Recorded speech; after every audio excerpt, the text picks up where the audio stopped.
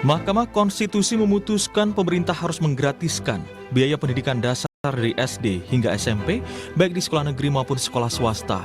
Putusan itu merupakan hasil uji materi atas pasal 34 ayat 2 Undang-Undang tentang Sistem Pendidikan Nasional yang diajukan Jaringan Pemantau Pendidikan Indonesia dan 2 orang ibu rumah tangga serta seorang PNS. Dalam pertimbangannya, MK menilai frase wajib belajar tanpa biaya selama ini hanya berlaku bagi sekolah negeri. Padahal daya tampung sekolah negeri terbatas.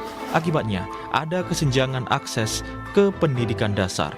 2. Menyatakan pasal 34 ayat 2 Undang-Undang Nomor 20 Tahun 2003 tentang Sistem Pendidikan Nasional Lembaga Negara Republik Indonesia tahun 2003 Nomor 78 tambahan Lembaga Negara Republik Indonesia Nomor 4301 bertentangan dengan Undang-Undang Dasar Negara Republik Indonesia tahun 1945 dan tidak mempunyai kekuatan hukum mengikat secara bersyarat sepanjang tidak dimaknai pemerintah dan pemerintah daerah menjamin terselenggaranya wajib belajar minimal pada jenjang pendidikan dasar tanpa memungut biaya baik untuk satuan pendidikan dasar yang diselenggarakan oleh pemerintah maupun satuan pendidikan dasar yang diselenggarakan oleh masyarakat. Sementara Wakil Menteri Pendidikan Dasar dan Menengah Fajar Rizaul Haq bilang terkait putusan MK Pendidikan Dasar merupakan tanggung jawab pemerintah. Meski demikian, terkait teknis pelaksanaannya, Kemendikbudrismen akan mengkaji terlebih dahulu karena belum menerima salinan resmi putusan MK itu. Ini juga akan terkait dengan pemerintah daerah karena urusan pendidikan bukan kewenangan absolut pemerintah pusat, tapi juga menjadi tanggung jawab pemerintah daerah karena bersifat konkuren. Ya, kami sedang dalam proses pengkajian di internal, tentu juga kita akan menunggu apa arahan Bapak Presiden mengenai hal ini. Menanggapi putusan MK, salah satu pengelola sekolah swasta di Purwakarta, Jawa Barat mengaku belum tahu pasti teknis penerapan sekolah gratis yang diputuskan MK. Pemerintah juga diharapkan membiayai secara penuh biaya sekolah di swasta jika memang diwajibkan sekolah gratis. Karena jika tidak, dikhawatirkan adanya penurunan kualitas pendidikan di sekolah swasta, terutama sekolah swasta yang memiliki keunggulan sistem pendidikannya. Pelayanan swasta kepada siswa di Indonesia itu swasta memiliki kelebihan-kelebihan. Yang pertama untuk membayar gaji guru, karyawan, terus memelihara fasilitas, menyediakan alat-alat pembelajaran. Jadi apabila digratiskan, ini perlu ada pengkajian dan juga apabila pemerintah akan menanggulangi pembiayaan tersebut, ini dimungkinkan bisa terjadi. Warga pun berharap jika memang nantinya digratiskan pemerintah, kualitas pendidikan tidak berkurang. Jadi, namun ada satu hal yang saya khawatirkan juga, bahwa tindakan itu undang-undang itu, terjemahan undang itu harus sampai ke tingkat yang paling dasar. Dalam hal ini, ya sekolah-sekolah yang mendapat hal tersebut. Kalau tidak akan menjadi bias. Biasnya bagaimana? Segala hal dibebaskan, guru jadi malas. Saya harap bahwa apa yang regulasi yang diturunkan itu sampai ke daerah, dan daerah harus bisa merespon dengan positif supaya anak-anak didik kita, anak-anak kita itu tidak menjadi terbengkalai, meringankan, tapi ada satu sisi hak pendidikan anak dikekang. Putusan MK ini menjadi awal dari perubahan sistem pendidikan di Indonesia. Hal ini juga terkait dengan besarnya biaya yang diperlukan. Yang menjadi pertanyaan, mampukah pemerintah di bawah Presiden Prabowo merealisasikannya? Tim Liputan, Kompas TV.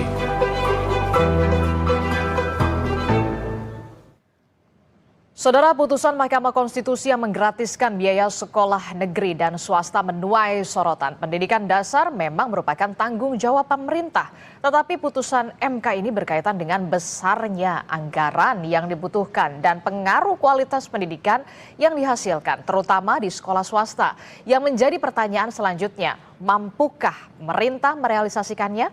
Pagi ini kita akan bahas bersama sejumlah narasumber.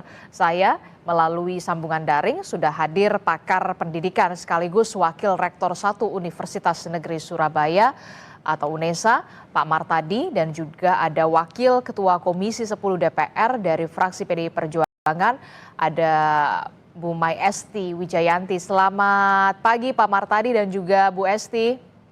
Selamat Selamat pagi, Mbak Desti. Mbak Desi. Selamat Selamat pagi, Pak pagi, Bu Martadi. Esti. Oke. Sehat, Ibu. Pagi-pagi ini Alhamdulillah. kita membahas dari dunia pendidikan, begitu ya, keputusan MK yang memutuskan bahwa pemerintah wajib menggratiskan, begitu ya, sekolah dasar SMP tidak hanya negeri tapi juga swasta. Saya ke Pak Martadi dulu. Pak Martadi, Ya. dari kacamata Anda, dari pakar pendidikan, bagaimana dengan keputusan MK ini? Apakah sudah tepat atau ada pengaruhnya nanti ke depannya? Seperti apa? Ya, kalau saya lihat keputusan MK ini sebenarnya kan bukan hal baru ya. Sebelumnya juga pernah terjadi di tahun 2013 ketika MK memutuskan pasal 50 ya, ayat 3 Undang-Undang Sisdiknas tentang RSBI. Karena saat itu kata kuncinya adalah adanya kesenjangan akses ya untuk mendapatkan layanan pendidikan yang bermutu. Karena waktu itu RSBI menjadi sesuatu yang eksklusif. Lalu kemudian hari ini di tahun 2025 hal yang sama terutama terkait dengan pasal 3 ya ayat 2 yang di situ menyatakan bahwa frasenya wajib belajar pada jenjang pendidikan dasar tanpa memungut biaya. Ini sesungguhnya sudah tepat keputusannya karena memang sejalan dengan amanah Undang-Undang Dasar pasal 31 ya ayat 1 dan ayat 2. Memang di situ pemerintah harus hadir untuk memastikan semua anak mendapatkan layanan pendidikan. Ya, dan pemerintah harus membiayai. Itu kata kunci. Artinya apa? Di dalam Undang-Undang Dasar 45 pasal 31 memang tidak disebut ada sekolah negeri atau sekolah swasta. Artinya semua pendidikan itu pemerintah harus hadir. Lalu kita lihat di Undang-Undang Sisdiknas yang pasal 34 ini memang terkesan bahwa hanya pendidikan negeri saja yang kemudian gratis, sementara pendidikan swasta tidak gratis. Nah ini kemudian hari ini kita sadar bahwa kapasitas daya tampung sekolah negeri itu terbatas. Terbatas, betul. Sementara jumlah anak yang harus mengikuti wajib belajar sesuai dengan amanah undang-undang itu jumlahnya lebih besar. Nah sehingga mereka terpaksa dan dipaksa untuk masuk ke sekolah swasta yang berbiaya. Nah inilah kemudian yang menurut saya menimbulkan ketidakadilan karena pemerintah undang-undang memaksa semua anak mendapat layanan pendidikan dan itu harus dibiayai oleh negara, tetapi masih terdapat sebagian anak yang belum mendapatkan layanan pendidikan itu dan mereka harus membayar sendiri. Ini menurut saya sebuah keputusan yang tepat dalam konteks ini. Tetapi ada implikasi, ya ada implikasi tentu. Implikasinya apa? Implikasinya pertama ini semakin menempatkan sekolah swasta itu sebagai bagian dari sistem pendidikan nasional. Jadi pemerintah itu, Kementerian Pendidikan itu bukan hanya untuk sekolah negeri, tetapi untuk sekolah negeri dan untuk sekolah swasta. Sehingga sekolah swasta semakin dipertegas perannya sebagai bagian dari sistem pendidikan nasional. Kemudian implikasi yang kedua adalah memang pasti akan persoalan biaya. Ya. Itu yang saya tadi mau tanyakan sebenarnya soal biaya. Menyiapkan biaya yang lebih besar. Sementara bos yang diberikan oleh pemerintah, sementara ini hanya mampu untuk mengcover biaya operasional. Sementara di sekolah itu ada biaya operasional, biaya personal, gaji guru, ada biaya investasi, ada biaya untuk gedung dan sebagainya. Nah ini yang harus dipikirkan bersama agar kemudian ketika nanti sekolah betul-betul didorong untuk ikut bagian dari wajib belajar yang menggratiskan, mereka tidak downgrade tadi, tidak mengalami penurunan kualitas. Nah pemerintah dalam hari ini kementerian harus merumuskan betul kriteria sekolah yang tidak termasuk kategori tertentu tadi yang Ibu Esti sebut tadi. Oke, tapi sebelum sampai ke situ ya betul yang menjadi pertanyaan selanjutnya adalah soal yang harus dipikirkan oleh negara atau pemerintah adalah soal pembiayaannya begitu ya Bu Esti ya. Karena kan anggarannya pasti besar sekali begitu ya karena pemerintah harus hadir begitu wajib hadir untuk bisa memberikan layanan pendidikan kepada seluruh anak Indonesia, utamanya di pendidikan dasar begitu. Nah, kalau dari DPR sendiri, bagaimana ini kalau soal pembiayaan? Pasti yang menjadi pertanyaan, bisa nggak nih terrealisasi setelah ada putusan MK ini? Ya, Mbak Anisti, terima kasih. Saya menyambung apa yang sudah disampaikan oleh Prof. Martadi tadi. Yang pertama, kita menyambut baik terhadap apa yang sudah diputuskan oleh Mahkamah Konstitusi. Dan ini adalah sebuah perjuangan panjang dan selalu kita suarakan di ruang-ruang rapat kerja di Komisi 10. Oke. Nah, tentu saja ketika kami menyuarakan pun kita sudah mengkalkulasi. Sebenarnya pemerintah bisa dengan anggaran mandatory spending dari Undang-Undang Dasar 1945 bahwa 20% anggaran itu harus diberikan dari APBN untuk pendidikan, maka itu sesungguhnya sekali lagi saya mengatakan bisa dilaksanakan meskipun itu harus secara bertahap. Yang pertama saya mencoba mengkalkulasi jumlah siswa seluruh Indonesia, baik SD maupun MI, itu ada sejumlah kira-kira 28 juta. Yang SMP maupun MTS itu kira-kira 13 juta. Jika kemudian ada persyaratan tertentu yang harus kita lakukan, misalnya saja harus semuanya sesuai dengan standarisasi pendidikan kita, baik kurikulumnya, baik kemudian muatan-muatan yang pendidikan yang diberikan kepada para anak didik, dan kemudian juga soal guru dan yang lainnya. Saya mencoba mengkalkulasi. Karena sudah ada Kabupaten Kota Semarang yang melakukan percobaan itu beberapa tahun ini dengan memberikan BOS sebanyak 150.000 kepada sekolah yang siap menerima program itu. Saya mengkalkulasi ketika satu siswa itu diberikan BOS, bukan diberikan kepada siswanya, tetapi untuk operasional, termasuk untuk guru, termasuk kemudian juga untuk perawatan dan yang lain sebagainya, itu kira-kira 250.000 per siswa per bulan. 250.000 per siswa per bulan. Iya, saya menghitung agak apa yang minimal mestinya bisa disiapkan. Kalau 250.000 per bulan per siswa itu kira-kira seluruh SD itu membutuhkan 5 triliun per bulan. Kemudian SMP itu siswanya kira-kira 13.000. Nah, kalau yang memenuhi persyaratan kira-kira 10.000 bukan 13.000, 13 juta, 10 juta, maka dibutuhkan 5 triliun juga per bulan kalau per siswa 500.000. Jadi SD 250, SMP 500.000, itu kira-kira negara menyiapkan 10 triliun per bulan. Maka hanya membutuhkan 120 triliun per bulan. Sementara anggaran pendidikan kita totalnya adalah 724 triliun untuk 2025. Maka dengan realokasi anggaran tepat, termasuk kan di situ DAK, itu di dalamnya adalah BOS dan juga gaji, itu ada 347 triliun sendiri, termasuk revitalisasi. Nah, ini kita berbagi tugas nanti dengan pemerintah daerah. Soal operasional sekolah termasuk guru-guru, maka kita nyiapkan 120 triliun per tahun.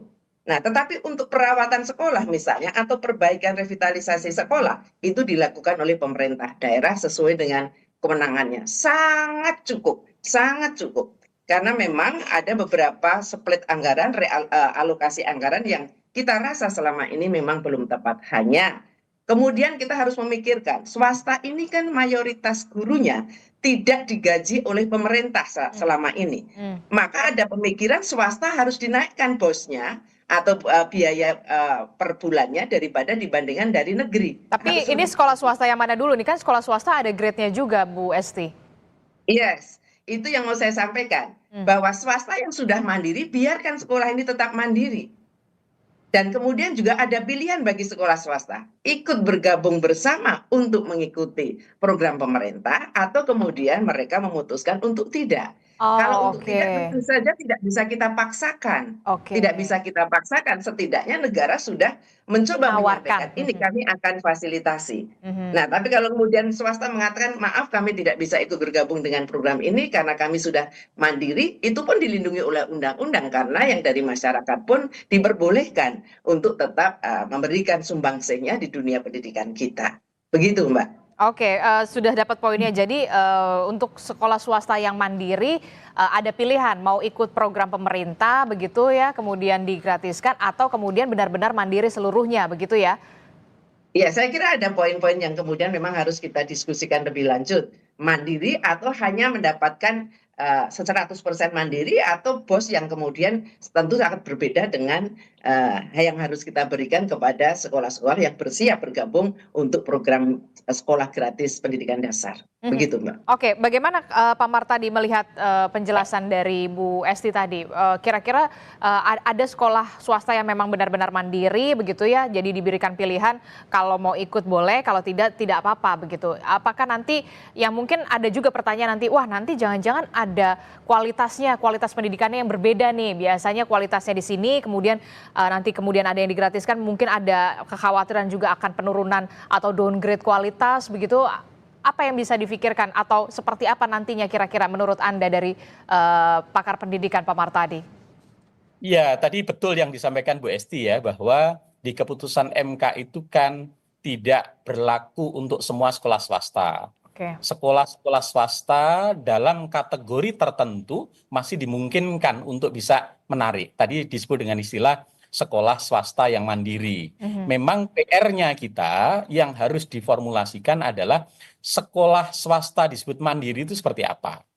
Apakah yang SPK ataukah yang dia menarik biaya dengan jumlah tertentu misalnya gitu ya, sehingga nanti harus ada penawaran kepada pihak sekolah swasta mana yang mereka ingin ya bergabung dengan program ini. Tentu ketika mereka menyatakan bergabung harus mendapatkan tadi hak-hak ya yang diberikan pemerintah agar kualitas pendidikan yang diselenggarakan tidak mengalami penurunan kualitas gitu ya. Tetapi sekolah-sekolah yang selama ini memang sudah punya kurikulum khusus, punya program khusus, kemudian segmentasinya juga menuntut kualitas yang tinggi, maka menurut saya mereka juga jangan dipaksa untuk ikut program ini, bahkan mereka diberi pilihan.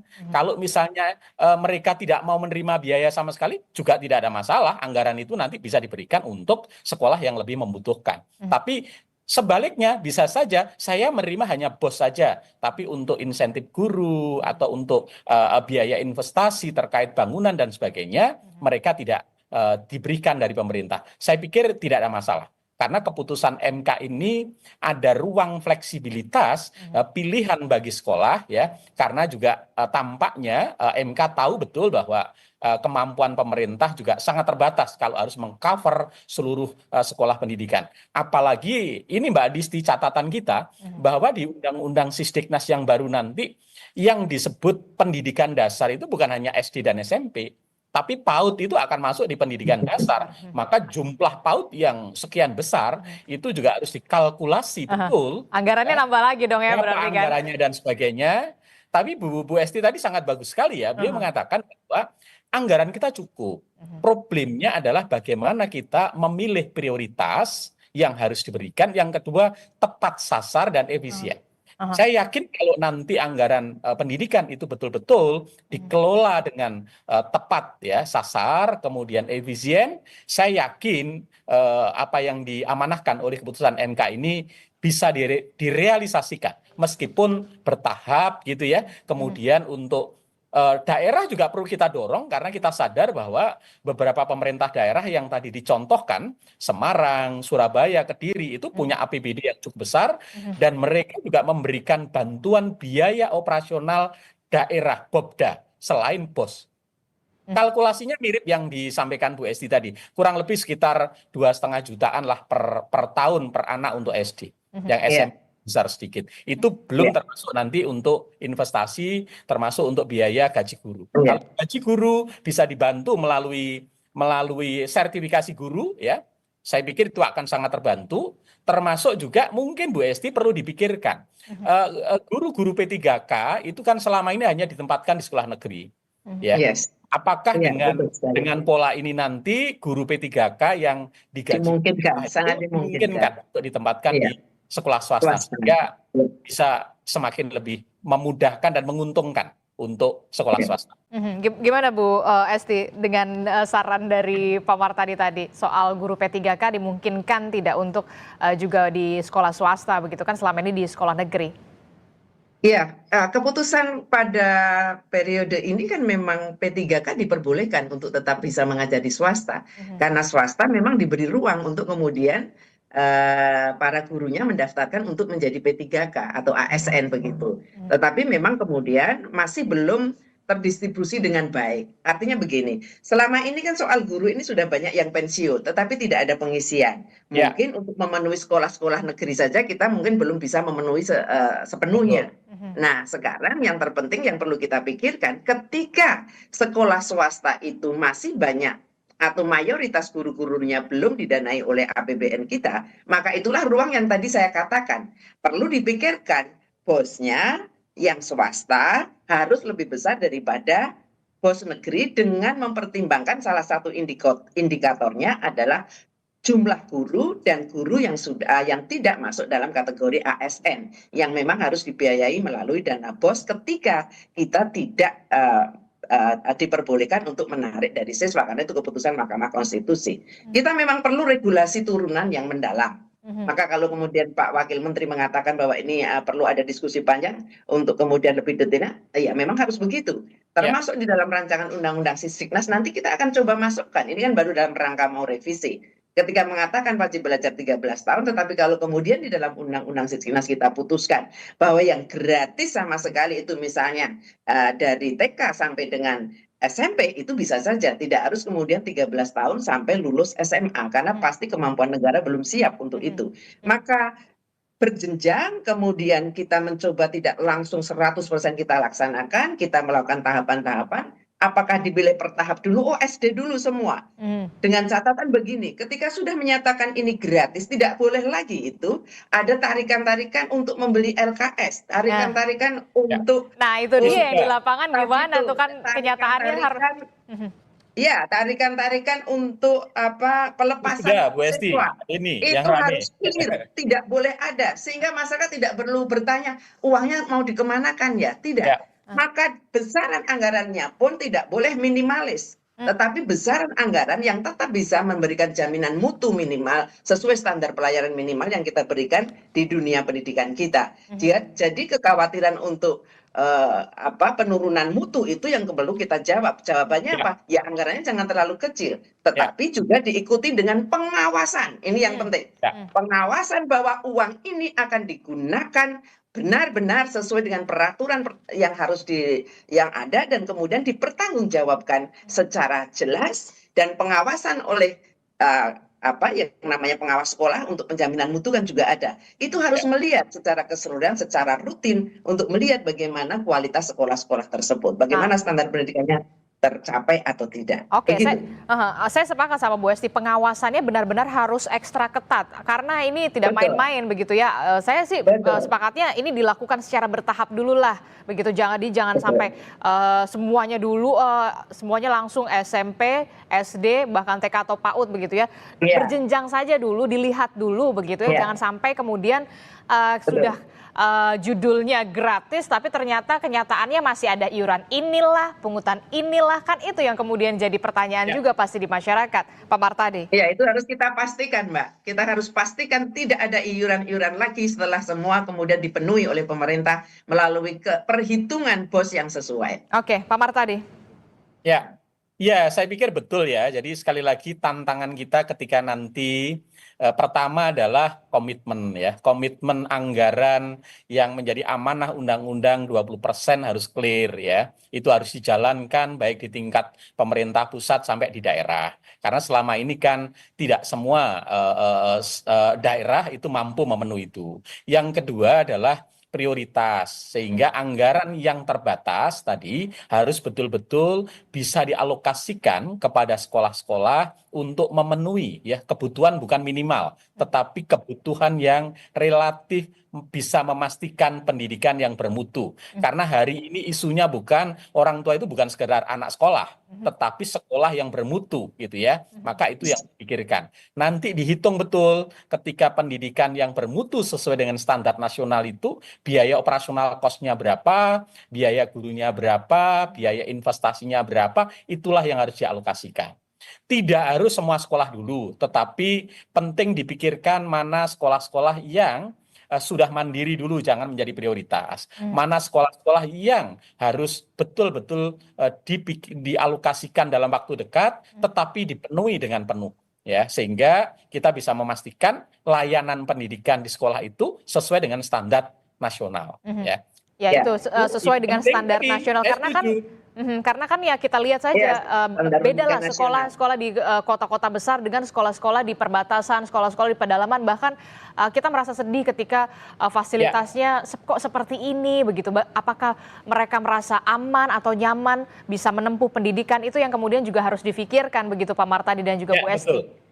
Betul. Ya, saya kira demikian, Mbak. Jadi memang keputusan ini adalah keputusan yang sangat baik dan memang harus ada perencanaan untuk pelaksanaannya. Karena memang ini bersifat final dan harus dilaksanakan. Sehingga tahapan untuk melakukan keputusan MK ini harus segera mulai didiskusikan dan kemudian kita akan lihat bagaimana prosesnya nanti atau berapa tahun kemudian akan kita totalkan selesai betul-betul SD SMP ini kita gratiskan, tidak ada lagi beban dengan catatan tertentu, termasuk soal standar pendidikan yang harus terpenuhi, termasuk kurikulum yang sesuai ditetapkan oleh pemerintah dan yang lain-lain sebagainya. Termasuk juga fasilitas juga di fasilitas sekolah masing-masing begitu ya, apalagi sekolah-sekolah di daerah-daerah terpencil. Tadi minimal 250.000 itu sudah dalam masuk kategori bahwa fasilitas pendidikannya dengan rata-rata misalnya siswa 100 anak per sekolah untuk SD itu saya kira memungkinkan. Kalau bisa lebih ya lebih baik untuk bisa kita lakukan itu.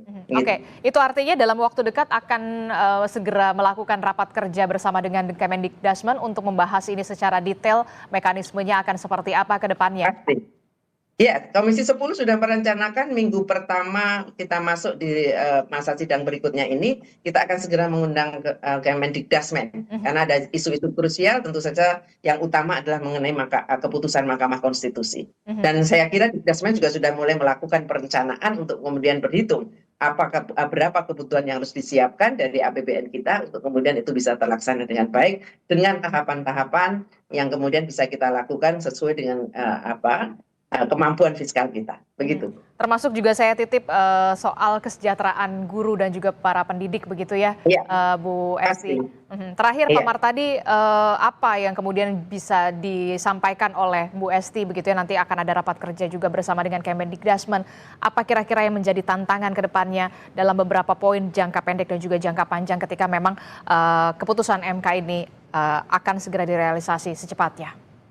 Ya, pertama adalah keputusan MK ini bersifat final, sehingga tidak ada tawar-menawar, harus dilakukan, gitu ya, harus dilaksanakan.